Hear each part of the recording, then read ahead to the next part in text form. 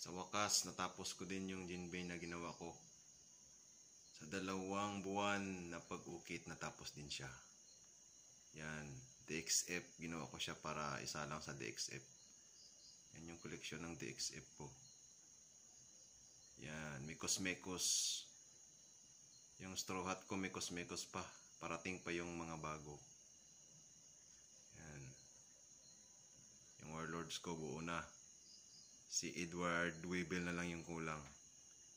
Tsaka yung mga marines, admirals, complete na yung admirals ko.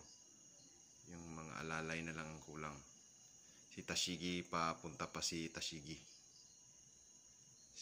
Parating pa si Tashigi. O baka trip nyo yung ginawa ko. Opera nyo lang.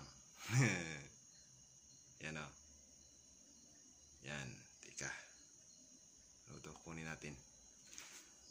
Oops! Ang taas kasi.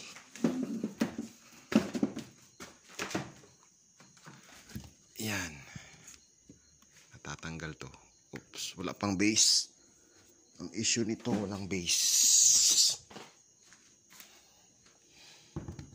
Yan. Walang base. Yan, yung mukha. Gold yung color. Tanggalin natin yung cape. Yan. Tanggal yung cape. Wala pa siyang base. Pero nakakatayo. Walang base yan. Walang base. Nakakatayo. Ito yung ano niya. Yan. Bilog-bilog. Tingnan natin si Jinbei. Yan, may diamond si Jinbei. Reference ko dito yung Onigashima Jinbei na 100 anniversary. Yun yung ginaya. Doon ko yung ginaya. Yan yung reference ko. Yan, Jinbei. Balik natin.